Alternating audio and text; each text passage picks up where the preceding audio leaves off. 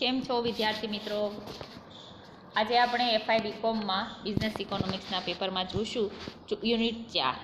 તો 3 યુનિટ આપણે કમ્પ્લીટ કર્યા છે. હવે ચોથો યુનિટ આવે છે આપણો બજાર વિશેનો, એટલે કે બજારમાં કેવા કેવા પ્રકારની હરીફાઈ જોવા મળે છે. તો એમાં સૌપ્રથમ આપણો પ્રશ્ન છે પૂર્ણ હરીફાઈનો અર્થ અને તેના પ્રકારો. તો પૂર્ણ હરીફાઈ એ એવા પ્રકારનું બજાર છે કે જે બજાર વિશેનું જ્ઞાન ધરાવતા અસંખ્ય ખરીદનાર અને વેચનાર એક સરખી વસ્તુઓનું ખરીદ વેચાણ કરે છે અને તેઓની અંદરોઅંદર હરીફાઈ લીધે તે વસ્તુના સમાન ભાવ જોવા મળે છે. હવે પૂર્ણ હરીફાઈ એટલે શબ્દો પરથી થોડો ઘણો આપણને ખ્યાલ આવી શકે છે કે પૂરેપૂરી હરીફાઈ હોય તેવું બજાર, જ્યાં અસંખ્ય ખરીદનાર હોય, અસંખ્ય વેચનારા હોય. વધારે હરીફાઈ એટલે કે પૂર્ણ હરીફાઈને કારણે સમાન વસ્તુના સમાન ભાવ પ્રવર્તતા હોય તેવા બજારને આપણે પૂર્ણ હરીફાઈ તરીકે ઓળખવામાં આવે છે. આમ જે વસ્તુના બજારમાં વસ્તુનું વેચાણ કરનાર અને ખરીદનાર અસંખ્ય ઉત્પાદકો અને ગ્રાહકો હોય અને સમાન વસ્તુના જ્યાં સમાન ભાવ અસ્તિત્વમાં આવતા હોય તેવા બજારને પૂર્ણ હરીફાઈવાળા બજાર તરીકે ઓળખવામાં આવે છે. તો હવે પૂર્ણ હરીફાઈવાળું જે બજાર છે એમાં લક્ષણો કયા કયા કે કેવા લક્ષણો છે જેના કારણે આપણે ઓળખી શકીએ કે જે બજાર છે એ પૂર્ણ હરીફાઈવાળું બજાર છે? તો એમાં સૌપ્રથમ એનું લક્ષણ જોવા મળે છે અસંખ્ય ખરીદનાર અને અસંખ્ય વેચનારાઓ. પૂર્ણ હરીફાઈવાળા બજારમાં અસંખ્ય ખરીદનાર અને અસંખ્ય વેચનાર હોય છે. આથી વ્યક્તિગત વેચનાર અને બજારના કુલ પુરવઠાની દ્રષ્ટિએ નજીવા પુરવઠાનું ઉત્પાદન કરે છે. હવે બજારમાં અસંખ્ય વેચનારાઓ છે, બરાબર? તો એમાંથી એક વેચનારા જતા રહે તો એના ઉપર પુરવઠા ઉપર એની કોઈ અસર પડતી નથી. કારણ કે શું કે એની જગ્યાએ બીજા નવા વેચનાર આવે છે. એવી રીતે જો ગ્રાહક છે તો એક ગ્રાહક છે એ બજારમાં ઓછું આવતું હોય અથવા તો બજારમાં આવવાનું બંધ કરી દે તો એની જગ્યાએ બીજા અનેક ગ્રાહકો આવે છે. એટલે પૂર્ણ હરીફાઈવાળા બજારમાં ખરીદનાર અને વેચનારાઓને કોઈ પણ વસ્તુઓની માંગ અથવા તો પુરવઠા ઉપર પોતાનો કાબુ હોતો નથી. એટલે કે બજાર કિંમત ઉપર ન તો ખરીદનાર ન તો વેચનાર બંનેમાંથી એકનો પણ કાબુ આપણે કિંમત ઉપર જોવા મળતો નથી. ત્યાર પછી આવે છે સમાન વસ્તુઓ. પૂર્ણ હરીફાઈ છે એટલે આપણને સમાન વસ્તુ જોવા મળે છે. કારણ કે એક જ બાજુમાં દુકાન હોય તો એમાં વસ્તુ વિવિધતા ન જોવા મળે. કારણ કે પૂર્ણ હરીફાઈવાળું બજાર છે એટલે એક જ સરખી ગુણધર્મવાળી દ્રષ્ટિઓ, એક જ સરખી ગુણધર્મવાળી વસ્તુઓ હોય અથવા તો વસ્તુનું પેકિંગ સરખું હોય, સંપૂર્ણ અવેજી વસ્તુ પણ મળી શકતી હોય.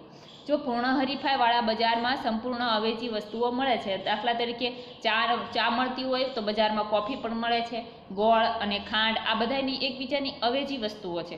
એટલે એક સમાન વસ્તુઓ હોય છે એ પૂર્ણ હરીફાઈવાળા બજારમાં એકબીજાની સંપૂર્ણ અવેજી વસ્તુઓ પણ આપણને જોવા મળે છે. જો એક ગ્રાહક વસ્તુની વધારે કિંમત લેશે તો જે ઉત્પાદક છે એ કોઈ પણ વસ્તુની જો વધારે કિંમત લેતો હશે તો એક ગ્રાહક છે એ અન્ય દુકાને વસ્તુની ખરીદી કરવા માટે જતો રહેશે. કારણ શું કે પૂર્ણ હરીફાઈવાળા બજારમાં વસ્તુ તો સમાન જ છે, પરંતુ કિંમત જો એની વધારે લેવામાં આવતી હશે તો ગ્રાહક વધારે કિંમત નહીં આપે, પરંતુ વસ્તુની પસંદગી છે એ અન્ય જગ્યાએથી કરે છે. ત્યાર પછી આવે છે કે ગ્રાહકો બજાર અંગેનું સંપૂર્ણ જ્ઞાન ધરાવે છે કે બજારમાં કેટલીક વસ્તુની કિંમત હોય છે, સામે એનો કેટલો પુરવઠો છે, વસ્તુની ગુણવત્તા કેવી છે, તો સામે વસ્તુના ભાવ કેવા હોવા જોઈએ. આ તમામ બાબત જે બજાર વિશેની છે એ તમામ બાબત ગ્રાહકો જાણે છે. એટલે ગ્રાહકો પૂર્ણ હરીફાઈવાળા બજારમાં મોટાભાગે છેતરવાનો પ્રશ્ન ઓછો બને છે. ત્યાર પછી આવે છે કે ઉત્પાદક અંગેનું સંપૂર્ણ જ્ઞાન ધરાવે છે. હવે આવે છે ઉત્પાદક, એટલે કે જે વસ્તુનું ઉત્પાદન કરે છે એ. તો વસ્તુનું ઉત્પાદન કરે છે એટલે એનો ખ્યાલ આવે છે કે વસ્તુની કિંમત કેટલી રાખવી, બજારમાં વસ્તુની માંગ કેટલી છે તો અનુસંધાને વસ્તુનું ઉત્પાદન કેટલું કરવું. તો આ તમામ બાબતો છે એ જે તે ઉત્પાદકને ખ્યાલ હોય છે. કારણ કે વર્ષોથી પોતે બજારમાં કાર્યરત હોય છે અને પૂર્ણ હરીફાઈવાળું બજાર છે એટલે એ માર્કેટમાં વધારે ધ્યાન આપે છે. ત્યાર પછી આવે છે કે વેચાણ ખર્ચ નહીં. તો વેચાણ ખર્ચ એમાંથી ઉદ્ભવે છે વિજ્ઞાપન અથવા તો જાહેરાત કે જેને આપણે કહીએ છીએ. તો કોઈ પણ વસ્તુની જાહેરાત કરશું તો એની પાછળ આપણે ખર્ચ આવશે, તો એ વેચાણ ખર્ચ છે કે વેચાણ કરવા પાછળનો ખર્ચ છે. તો પૂર્ણ હરીફાઈવાળા બજારમાં વસ્તુ એક સમાન છે તો એના ભાવ પણ એક સમાન જ રાખવાના છે. તો એમાં વેચાણ ખર્ચ અસ્તિત્વમાં આવતો નથી. કારણ કે કોઈ ગ્રાહક છે એ વસ્તુની કિંમત વધારી નથી શકતો, કોઈ ઉત્પાદક છે એ વસ્તુની કિંમત વધારી નથી શકતો. કારણ કે જો એ પોતે કિંમત વધારશે વેચાણ ખર્ચ દ્વારા તો એની દુકાનેથી વસ્તુ ખરીદવાને બદલે ગ્રાહકો અન્ય ઉત્પાદક પાસેથી વસ્તુ ખરીદી લે છે. ત્યાર પછી આવે છે કે ઉદ્યોગોમાં પેઢીની મુક્ત અવરજવર. ઘણા બજાર એવા હોય છે કે જે પેઢીની મુક્ત અવરજવર ઉદ્યોગમાં હોતી નથી, પરંતુ પૂર્ણ હરીફાઈવાળું બજાર છે એ એવું બજાર છે કે એમાં પેઢીને જ્યારે બજારમાં દાખલ થવું હોય ત્યારે પોતે દાખલ થઈ શકે છે. પોતાને એવું લાગે કે આપણને નફાનું પ્રમાણ ઓછું મળે છે અથવા તો ખોટ વધારે થાય છે તો એને જ્યારે ઉદ્યોગ છોડી અને માર્કેટમાંથી બહાર નીકળવું હોય તો ત્યારે પોતે નીકળી પણ શકે છે. એટલે કે પૂર્ણ હરીફાઈવાળા બજારમાં પેઢીઓની મુક્ત અવરજવર જોવા મળે છે. તો ઘણીવાર એવું પણ જોવા મળે છે કે જો ઉદ્યોગમાં દિવસે ને દિવસે ખોટ થતી હોય તો ઘણા બધા વેપારીઓ એવા છે કે ઉદ્યોગ છોડીને જતા રહે છે. તો એ ખોટના કારણે અને ઉદ્યોગ છોડે છે એટલે કે ઉત્પાદકોની સંખ્યાનું પ્રમાણ શું થશે? ઘટી જશે. ઉત્પાદકોની સંખ્યાનું પ્રમાણ ઘટશે એટલે સામે એનો પુરવઠો ઓછો થઈ જશે. હવે પુરવઠો ઓછો થશે અને માંગ યથાવત રહે છે તો એમાંથી જો ખોટનું પરિણામ હતું એ નફાના સ્વરૂપમાં બદલાશે અને દિવસે ને દિવસે એમાં નફાનું પ્રમાણ વધી જશે તો અન્ય છોડીઓ જે પેઢી છોડી જે ઉદ્યોગ છોડીને જે પેઢી ગઈ છે એ પાછી પોતે ઉદ્યોગમાં જોડાઈ શકે છે. ત્યાર પછી આવે છે કે ઉત્પાદનના સાધનો સંપૂર્ણ ગતિશીલ હોય છે. એટલે કે ઉત્પાદનના જે સાધનો હોય છે એને એક જગ્યાએથી બીજી જગ્યાએ લઈ જવા હોય તો સ્વતંત્ર રીતે આપણે એને લઈ જઈ શકીએ છીએ. એમાં એની સામે કોઈ પણ પ્રકારનો વિરોધ હોતો નથી. સંપૂર્ણ ગતિશીલ એટલે એક જગ્યાએથી બીજી જગ્યાએ લઈ જવામાં જેને કોઈ પણ કારણ આડે ન આવતું હોય, જેમાં વસ્તુના ભાવ છે કે એક માર્કેટમાં સરખા છે તો બીજી માર્કેટમાં એ વસ્તુના એ જ ભાવ હોય તો એ સંપૂર્ણ ગતિશીલ કહેવામાં આવે છે. ત્યાર પછી આવે છે કે વાહન વ્યવહારનો ખર્ચનો અભાવ. શા માટે વાહન વ્યવહારના ખર્ચનો અભાવ છે? એક સરખી વસ્તુ છે તો એક સરખી કિંમતે જ એનું વેચાણ થવું જોઈએ. એ પછી આપણે નજીકના માર્કેટમાં એનું વેચાણ કરીએ તો પણ ભલે અને દૂરના માર્કેટમાં એ વસ્તુનું વેચાણ થાય તો પણ ભલે. એટલે એમાં વાહન વ્યવહાર ખર્ચનો અભાવ જોવા મળે છે. ત્યાર પછી આવે છે ઇજારો. ઇજારો કોને કહેવાય? ઇજારો છે એક પ્રકારનું મોનોપોલી છે કે પ્રોફેસર રિચાર્ડ જી લિપ્સના મત પ્રમાણે ઇજારો એટલે એવું બજાર કે જેમાં પેઢી ટૂંકા ગાળામાં થોડો કે વધારે નફો મેળવી શકે છે અને લાંબા ગાળે આ નફાને ટકાવી રાખવા પેઢી શક્તિમાન હોય છે. એટલે ટૂંક સમયમાં જે તે પેઢી હોય છે એને વધારે નફો મળે છે અથવા તો થોડો પણ નફો મળે છે તો સમયના લાંબા ગાળે જે તે પેઢી છે એ નફાને ટકાવી રાખવાની પોતાનામાં ક્ષમતા હોય છે.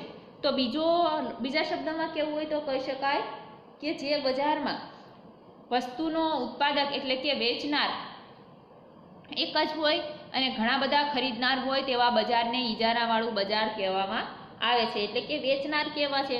એક જ છે. એટલે આપણે એવું માની લઈએ કે આખા બજારમાં એક જ દુકાન હશે અને ગ્રાહકો કેવા હશે? અસંખ્ય હશે.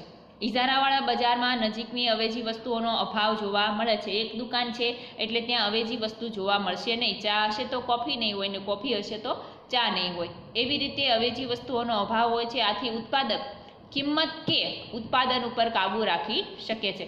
જે તે ઉત્પાદક અથવા તો વેચનાર વ્યક્તિ છે એ કિંમત ઉપર અથવા તો ઉત્પાદન ઉપર જો બે પરિબળો ઉપર એક સાથે પોતાનો કાબૂ ન ધરાવી શકે, કાં તો ઉત્પાદક છે એ પોતે ઈચ્છે એ કિંમત રાખી શકે છે તો પોતે ધારે એટલું ઉત્પાદન ન કરી શકે.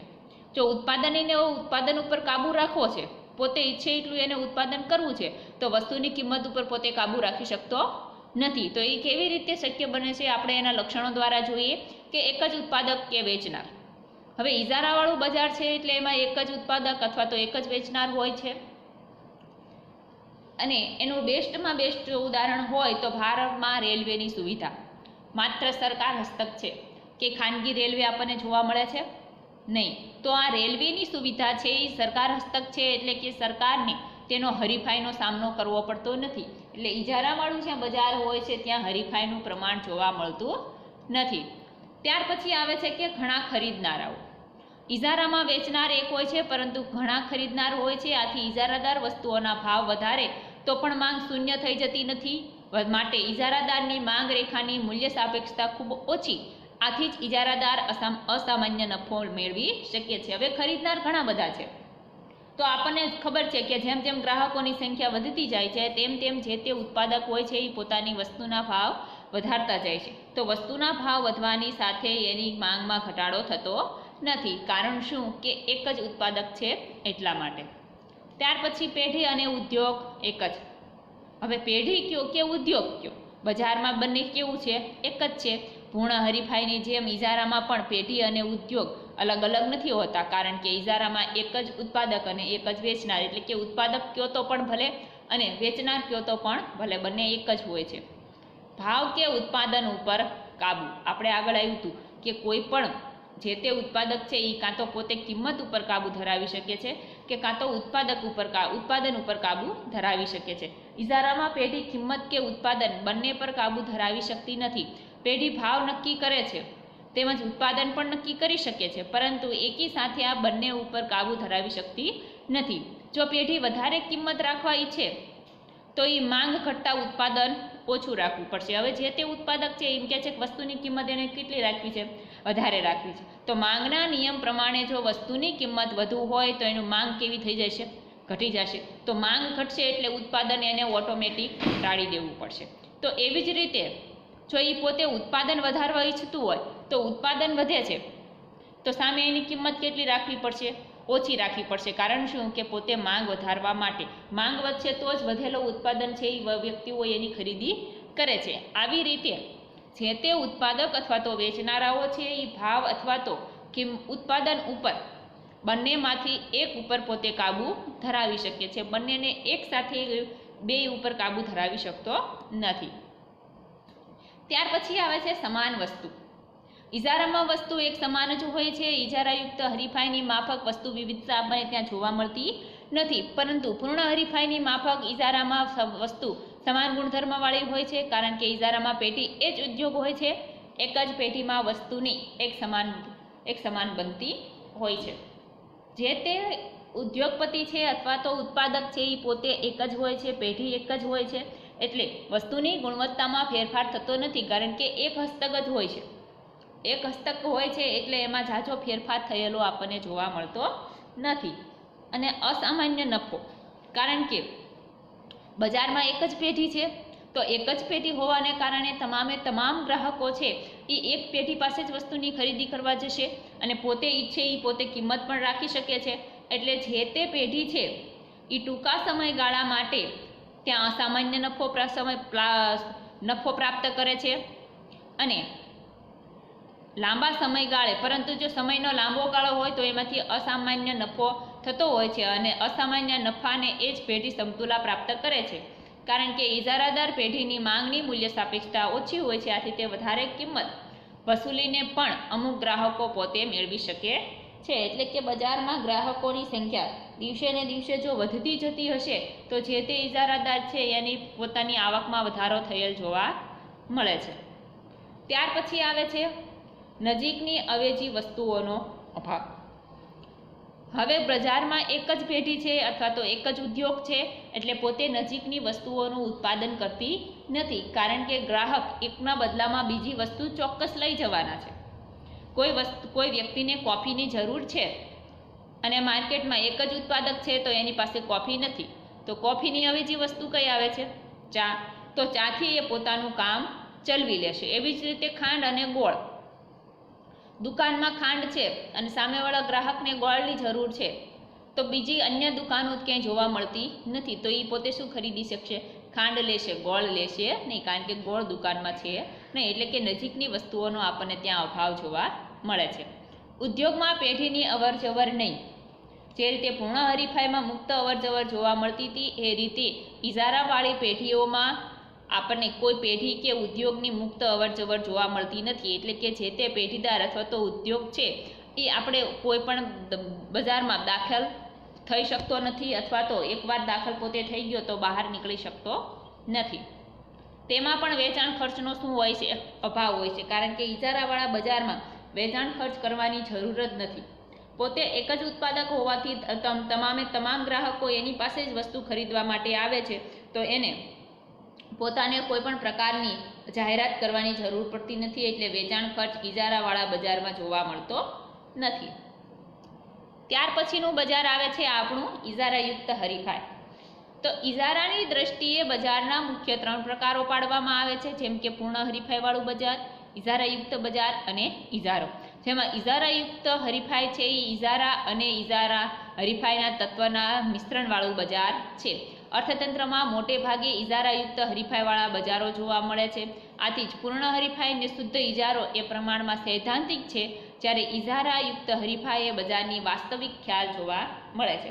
હવે આપણે જોઈએ બે ખ્યાલ જોઈએ આપણે પૂર્ણ હરીફાઈનો અને ઇજારાનો. તો પૂર્ણ હરીફાઈવાળું બજાર આપણને જોવા મળે છે નહીં, સાવ નહીવત પ્રમાણમાં, અને ઇજારાવાળું બજાર આપણને જોવા મળતું નથી. તો બંને વચ્ચેની જે સ્થિતિ છે પૂર્ણ હરીફાઈ અને ઇજારો, તો બંને વચ્ચેની સ્થિતિ એટલે ઇજારાયુક્ત હરીફાઈ. તો ઇજારાયુક્ત વાળું હરીફાઈવાળું જે બજાર છે એ વાસ્તવિક ખ્યાલ છે, અને ઓલા બે ખ્યાલ હતા પૂર્ણ હરીફાઈ અને ઇજારો, એ બંને સૈદ્ધાંતિક ખ્યાલ જોવા મળે છે. હવે જોઈએ તો ઇજારાયુક્ત હરીફાઈનો અર્થ.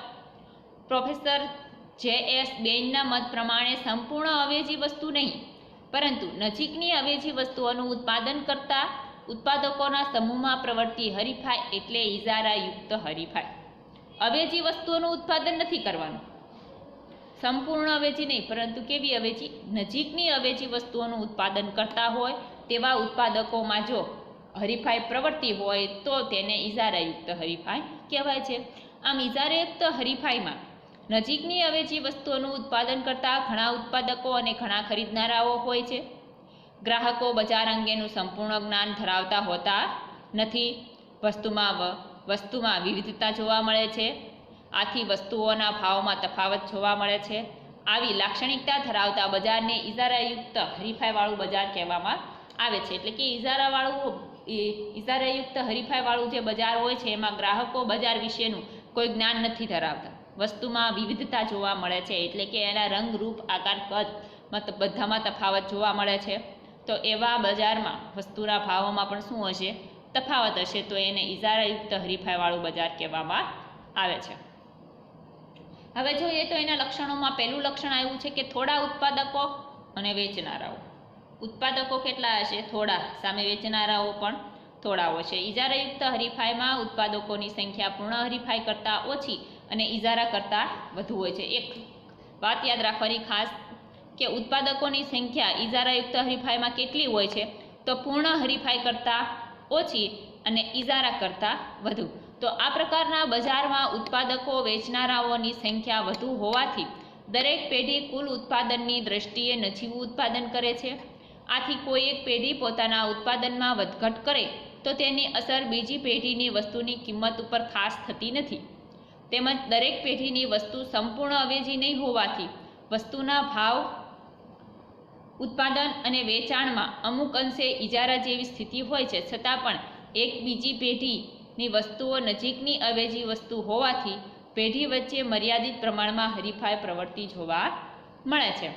થોડા ઉત્પાદકો અને વેચનારા પણ કેવા હોય છે? થોડા હોય છે. જે ઇજારાયુક્ત હરીફાઈ ઇજારાવાળું બજાર હોય છે એના કરતાં વધારે હોય છે, અને પૂર્ણ હરીફાઈવાળું જે બજાર હોય છે એની કરતાં ઓછું હોય છે. તો ઘણીવાર આપણને જોવા મળે છે કે કિંમત ઉપર કાબુ. તો કિંમત ઉપર કોનો કાબુ હશે ઇજારાયુક્ત હરીફાઈમાં? ગ્રાહકોનો પણ કાબુ નથી હોતો, અને સામે ઉત્પાદકનો પણ કાબુ આપણને ઇજારાયુક્ત હરીફાઈમાં જોવા મળતો નથી. ઇજારાયુક્ત હરીફાઈ એટલે એવું બજાર કે જ્યાં થોડા પણ ઉત્પાદકો હોય અને વેચનારાઓનું પ્રમાણ પણ આપણને થોડું ઘણું જોવા મળે છે. ત્યાર પછી આવે છે બીજું લક્ષણ, ઘણા ખરીદનારાઓ. ઇજારાયુક્ત હરીફાઈમાં ખરીદનારાઓની સંખ્યા ઘણી બધી હોય છે. આપણને ઉદાહરણ આપ્યું છે, ખરીદનારાઓ રિલાયન્સ મોબાઈલ કરતાં હર્ચના મોબાઈલને જુદો માને છે. આથી બંનેની કિંમતમાં થોડો ઘણો તફાવત શક્ય છે. બંને માટે અમુક અંશે ઇજારા જેવી સ્થિતિ જોવા મળે છે. હવે ગ્રાહકો છે એટલે કે ખરીદનારાઓ એક વસ્તુને બીજી વસ્તુ કરતાં જુદી માનતા હોય તો એ બંનેની કિંમતમાં ફેરફાર થયેલ જોવા મળે છે. આ ઉદાહરણ આપ્યું છે મોબાઈલનું. તો હર્ચનો મોબાઈલ હોય કે રિલાયન્સનો મોબાઈલ હોય, બંનેનું કામ શું છે? ફોન, મેસેજ અથવા તો ગમે તે એમાં ઇન્ટરનેટનું કામ તમે કરી શકો છો, પરંતુ એમાં થોડો ઘણો ફેરફાર હોવાને કારણે એની કિંમતમાં પણ આપણને ફેરફાર થયેલ જોવા મળે છે. ત્યાર પછી આવે છે વસ્તુ વિવિધતા. વસ્તુ વિવિધતાને બીજા કયા નામે ઓળખાવી શકાય છે? બિન કિંમત હરીફાઈ. કિંમતમાં ફેરફાર નથી કરવાનો, છતાં પણ આપણે વસ્તુને એકબીજાથી અલગ પાડી શકીએ કઈ રીતે પાડી શકીએ? વસ્તુનું જે પેકિંગ કર્યું હોય છે એ પેકિંગમાં ફેરફાર કરી શકો તમે, એના રંગમાં ફેરફાર, આકાર, કદ, એની ગુણવત્તામાં ફેરફાર કરી અને આપણે એમને અલગ રીતે તારવી શકીએ છીએ. કારણ કે એમાં કિંમતમાં ફેરફાર નથી કરવાનો, કારણ કે ઇજારાયુક્ત હરીફાઈવાળું બજાર છે એમાં કિંમતમાં બહુ મોટો ફેરફાર હોતો નથી. એટલે કે તમે એના પેકિંગમાં ફેરફાર કરી શકો છો, એના કદમાં ફેરફાર, વસ્તુની ગુણવત્તામાં, એવી રીતે તમે એને ફેરફાર કરી શકો, પરંતુ એની કિંમતમાં ફેરફાર થતો નથી. એટલે વસ્તુ વિવિધતાને કારણે પણ આપણે ગ્રાહકોને આકર્ષક કરી શકીએ છીએ. વસ્તુ એની જ છે પણ આપણે એને પેકિંગમાં ફેરફાર કર્યો, પહેલાંનું પેકિંગ હતું એના કરતાં અલગ પેકિંગ બનાવ્યું, આપણે રંગમાં ફેરફાર કર્યો, કદમાં ફેરફાર કર્યો, પેકિંગના આકારમાં ફેરફાર કર્યો, પહેલાં ચોરસ હોય પછી લંબચોરસ કર્યું હોય, અથવા તો કોઈ રાઉન્ડ શેપમાં પણ તમે એનું પેકિંગ કરી શકો છો. એવી રીતે પેકિંગમાં ફેરફારને કારણે પણ વસ્તુ વિવિધતા આપણને જોવા મળે છે. ત્યાર પછી જોઈએ તો વસ્તુની જુદી જુદી કિંમત. ઇજારાયુક્ત હરીફાઈવાળા બજારમાં પેઢીઓની વસ્તુ સંપૂર્ણ અવેજી નહીં પરંતુ નજીકની અવેજી હોવાથી કિંમત જુદી જુદી જોવા મળે છે. હવે સંપૂર્ણ અવેજી નથી, નજીકની અવેજી હોવાથી એમાં આપણે કિંમતમાં થોડો ઘણો ફેરફાર જોવા મળે છે. એટલું જ નહીં, ગ્રાહકો પણ દરેક વસ્તુને કેવી માને છે? જુદી જ માને છે. આપણને ઉદાહરણ આપ્યું છે ઠંડા પીણા. હવે ઠંડા પીણામાં જોઈએ તો કોકાકોલા, સોસિયો, ફેન્ટા વગેરે નજીકના એકબીજાના અવેજી છે અને દરેકની કિંમતમાં નજીવો તફાવત જોવા મળે છે. વસ્તુ કઈ છે? એક જ, ઠંડા પીણા. તો ઠંડા પીણામાં જે અલગ અલગ વેરાયટી આપણને જોવા મળે છે એ અલગ અલગ વેરાયટીના ભાવ કેવા હોય છે? અલગ અલગ હોય છે. એટલે એને આપણે ઇજારાયુક્ત હરીફાઈવાળું બજાર કહેવામાં આવે છે. ત્યાર પછી આવે છે ઉત્પાદનનો કિંમત અને ઉત્પાદન પર કાબૂ. તો ઇજારાયુક્ત હરીફાઈવાળા બજારમાં ઉત્પાદક વસ્તુના ઉત્પાદન અને કિંમત બંને પર કાબૂ ધરાવે છે. એટલે કે વસ્તુનું કેટલું ઉત્પાદન કરવું અને વસ્તુની કેટલી કિંમત રાખવી તે નિર્ણય પોતે લઈ શકીએ છીએ. જોકે ઉત્પાદન અને કિંમત બંને પર એકસાથે કાબૂ રાખી શકતો નથી. જે રીતે આપણે આગળ જોયું એ રીતે ઇજારાદાર પેઢી જે છે એ પોતે એક જ સાથે ન તો ઉત્પાદન અથવા તો કિંમત બંને ઉપર એક સાથે કાબૂ ધરાવી શકતો નથી. એવી રીતે ઇજારાયુક્ત હરીફાઈવાળું જે બજાર હોય છે એમાં પણ ઉત્પાદક હોય છે એ કાં તો ઉત્પાદન ઉપર કાં તો કિંમત ઉપર, બેમાંથી એક ઉપર કાબૂ ધરાવી શકે છે, બંને ઉપર એક સાથે પોતે કાબૂ ધરાવી શકતો નથી. ત્યાર પછી આવે છે છઠ્ઠું લક્ષણ કે પૂર્ણ કરતાં ઓછી મૂલ્ય સાપેક્ષ માંગ. ઇજારાયુક્ત હરીફાઈમાં પેઢીની માંગ રેખા પૂર્ણ મૂલ્ય સાપેક્ષતા અને પૂર્ણ હરીફાઈ કરતાં ઓછી અને ઇજારા કરતાં વધુ હોય છે. ઇજારાયુક્ત હરીફાઈવાળા બજારમાં પેઢીની માંગ રેખાની મૂલ્ય સાપેક્ષતાનો આધાર જુદા જુદા પેઢીઓની સંખ્યા અને પેઢીઓની વસ્તુઓના અવેજીપણા ઉપર હોય છે. જેમ કે એક બીજી પેઢીઓની વસ્તુઓ નજીકની અવેજીમાં હોય છે અને જૂથમાં પેઢીઓની સંખ્યા વધુ હોય તેમ માંગ રેખાની મૂલ્ય સાપેક્ષતા વધુ હોય છે. કારણ કે જો આવી સ્થિતિમાં કોઈ પેઢી કિંમતમાં થોડો પણ વધારો કરે તો તેના ગ્રાહકો નજીકની અવેજી વસ્તુ તરફ જતા રહેશે. આથી માંગમાં મોટો ઘટાડો થયેલ જોવા મળે છે. આથી વિરુદ્ધ, જેમ ઇજારાયુક્ત હરીફાઈમાં જૂથમાં પેઢીની સંખ્યા ઓછી પણ અને તે પણ નજીકની અવેજી ન હોય તો તે પેઢીની માંગ રેખાની મૂલ્ય સાપેક્ષતા ઓછી રહે છે. એટલે કે કોઈક વસ્તુની કિંમત એમાં આપણે નજીવો ફેરફાર કરશું, એટલે કે થોડો ઘણો પણ વધારો કરશું તો જે તે ગ્રાહક છે એની નજીકની અવેજી વસ્તુ ખરીદવાનો પ્રયત્ન કરશે. એટલે કે એ વસ્તુની માંગમાં ઓટોમેટિક આપણને ઘટાડો થયેલ જોવા મળે છે. ત્યાર પછી જોઈએ તો જૂથમાં પેઢીની મુક્ત અવરજવર.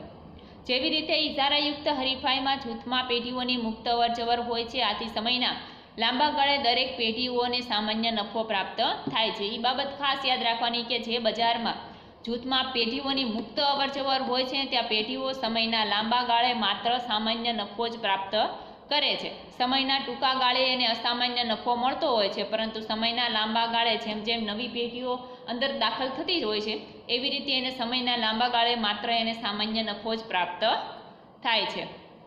ત્યાર પછી આવે છે વસ્તુની પસંદગીમાં ગ્રાહકો તટસ્થ રહેતા નથી. શા માટે તટસ્થ નથી રહેતા? આપણે ગ્રાહક છીએ તો આપણે આપણી પસંદગી ઉપર તટસ્થ રહીએ છીએ? નથી રહી શકતા. માર્કેટમાં એક વસ્તુ જોઈ તો એને જોયા પછી બીજી અન્ય વસ્તુ જોઈશું તો પહેલી વસ્તુ આપણને નથી ગમતી, કારણ કે બીજી વસ્તુ ગમવા લાગે છે, કારણ કે આપણે આપણી પસંદગી ઉપર તટસ્થ રહેતા નથી. ઉદાહરણ આપ્યું છે કે લક્સ સાબુ વાપરનારા જે ગ્રાહકો છે એ નિરમા સાબુ નથી વાપરતા, કારણ કે એક પ્રકારની એનામાં માન્યતા હોય છે કે લક્સ સાબુ એ સારામાં સારો સાબુ છે, અને ઘણા ફેમિલી એવા હોય છે કે પહેલેથી જે કંપનીના સાબુ અથવા તો શેમ્પૂ યુઝ કરતા આવ્યા હોય છે એ જ પોતે યુઝ કરે છે, એમાં કોઈ મોટો ફેરફાર કરતા નથી. એટલે કે વસ્તુની પસંદગીમાં ગ્રાહકોમાં હંમેશા તટસ્થતા જોવા મળતી નથી. ત્યાર પછી આવે છે વેચાણ ખર્ચ. વેચાણ ખર્ચ ઇજારાયુક્ત હરીફાઈનું મહત્વનું લક્ષણ છે. ઇજારાયુક્ત હરીફાઈમાં ગ્રાહકો બજાર અંગેનું સંપૂર્ણ જ્ઞાન ધરાવતા ન હોવાથી વસ્તુની ઉપયોગિતા, કિંમત, ગુણવત્તા વગેરે સંબંધી ગ્રાહકોને જાણકારી હોતી નથી. આથી પેઢીઓ વેચાણ ખર્ચ દ્વારા ગ્રાહકોને પોતાની વસ્તુની ગુણવત્તા, કિંમત, ઉપયોગિતા, ટકાઉપણું વગેરે સંબંધી જાણકારી આપી વેચાણ વધારવા અને અન્ય હરીફ પેઢીઓને કરતાં પોતાની વસ્તુને ચડિયાતી તથા જુદી દર્શાવવાનો પ્રયત્ન કરે છે. આથી ઇજારાયુક્ત હરીફાઈમાં વેચાણ ખર્ચ મહત્વનું બની જાય છે. હવે આપણે જોયું વેચાણ ખર્ચ, તો ઇજારાયુક્ત હરીફાઈવાળું બજાર છે એમાં વેચાણ ખર્ચ આપણને જોવા મળે છે, કારણ કે જે તે ઉત્પાદક હોય છે એ પોતાની વસ્તુની કિંમતમાં, ગુણવત્તામાં, એનું ટકાઉપણુંમાં વગેરે બાબતમાં જો ફેરફાર કરતો હોય તો સંપૂર્ણ એનું જે વેચાણ ખર્ચ છે એ વધી જાય છે. ઘણીવાર એવું બને છે કે ટકાઉપણું વસ્તુનું વધારવું હોય તો એમાં આપણને ખર્ચનું પ્રમાણ વધારે હોય છે, તો આવું ખર્ચ છે એ વધારે હોવાના કારણે ઇજારાયુક્ત હરીફાઈવાળું જે બજાર હોય છે એમાં વેચાણ ખર્ચ આપણને વધારે જોવા મળે છે. હવે ત્યાર પછી છે ઇજારાનું નિયંત્રણ. તો ઇજારાના નિયંત્રણ વિશે આપણે આગળના લેક્ચરમાં ચર્ચા કરીશું. અત્યારે આપણે 3 બજાર વિશે માહિતી મેળવી છે. આગળના લેક્ચરમાં હવે આપણે ઇજારાના નિયંત્રણ વિશે ચર્ચા કરીશું.